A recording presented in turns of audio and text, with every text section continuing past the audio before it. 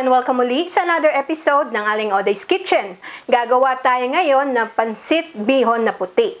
Imbis na soy sauce ang gagamitin natin sa ating pansit, gagamit tayo ng patis.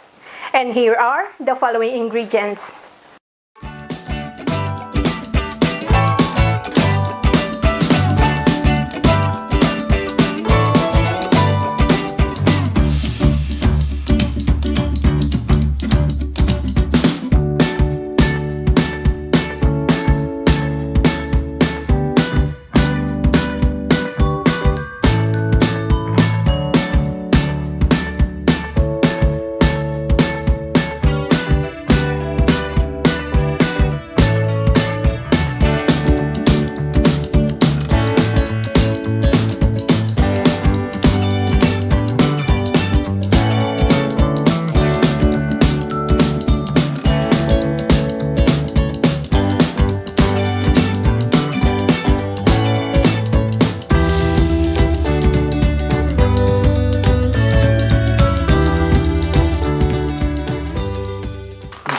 Ang ating first step, ibababad lang muna natin tong bihon sa tubig.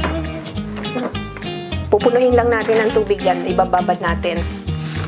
Ang ating first step dito sa ating wok, magpapainit tayo ng butter. Butter ang gagamitin natin panggisa. Melt lang natin to. Ayan, melted na yung ating butter. Magigisa muna natin yung sahog natin. So, half lang muna nitong garlic. At half din ng ating onion. Isa lang natin to hanggang sa lumambot ang ating onion. Yan, malambot na yung ating onion. Sama na natin yung shredded chicken natin. Yan, igigisa lang natin to.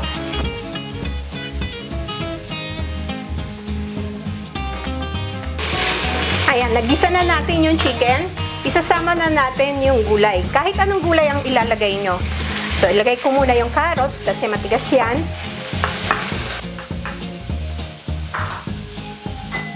Yung ating celery.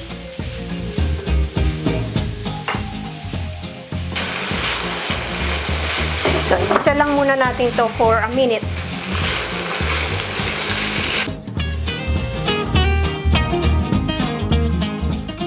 Ayan, after 1 minute, pwede ko na ilagay yung sugar snap. Kung meron kayong chicharo ang gamitin nyo. Wala kasi ako mabili kanina.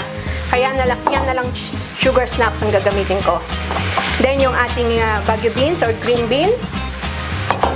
And lastly, yung ating cabbage.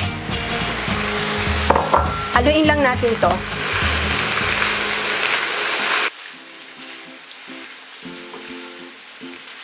Then, pwede na rin pala natin i-season muna ng salt.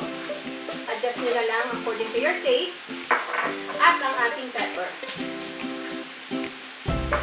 Then, haluin natin. Continue na lang natin ang paggisa, maybe for 2 to 3 minutes. Huwag natin i-overcook yung ating gulay para malutong siya.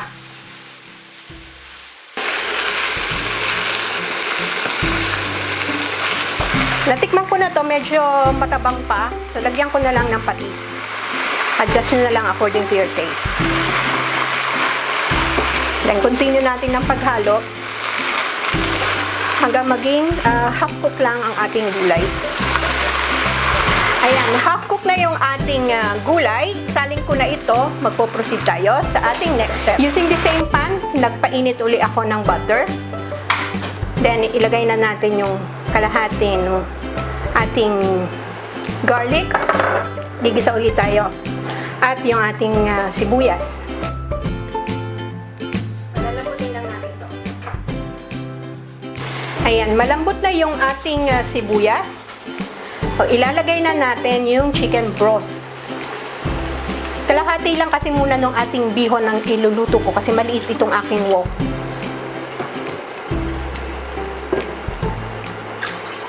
Ayan.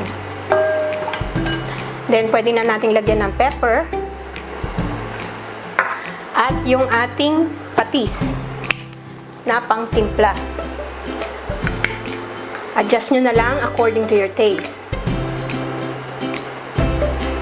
We'll simmer this bago tayo mag-proceed sa ating next step. Ayan, tikman lang natin kung okay na yung alat. Medyo matabang pa sa akin, so magdadagdag pa ako ng konti pang patis. Depende na lang sa panlasa nyo kung gaano karaming patis ang ilalagay natin. Should be alright. And continue lang natin hanggang mag-simmer. Ayan, kumukulo na yung ating broth. Lagyan ko lang ng konting yung sahog na ginisa natin kanina.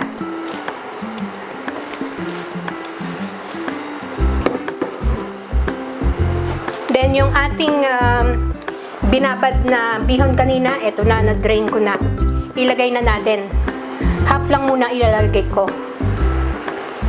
At maliit kasi itong aking wok. Mas magandang ibinabad muna yung bihon para mabilis ang pagluluto. Yan. Then haluin lang natin. Dahan-dahan lang ang paghalo para hindi naman durog yung ating bihon.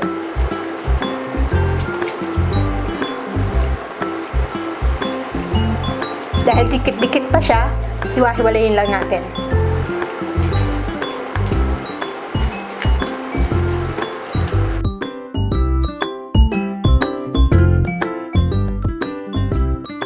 Continue lang natin ang pagluto hanggang sa ma-absorb lang ng pansit yung ating sabaw. Ayan, kumasya naman pala dito lahat nung ating bihon. So, sinama ko na. Halo-halo ko lang once in a while. At nagdagdag lang ako ng konti pang broth kasi sinama ko na yung natira pang bihon. So, haluin lang natin once in a while. Paganyan lang para hindi madudurog. Hanggang sa ma-absorb na yung broth. Dahil sa dinagdagan ko ito ng broth at saka yung bihon, dagdagan ko pa ng konti pang patis. Matapang pa sa akin.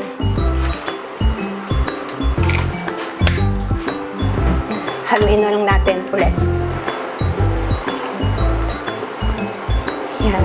Malapit nang ma-absorb yung broth. Luto na rin yung ating pansit. And this one is ready.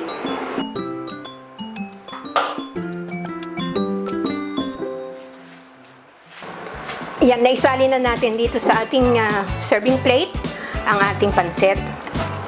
Then yung the rest ng ating sahog, i-add natin.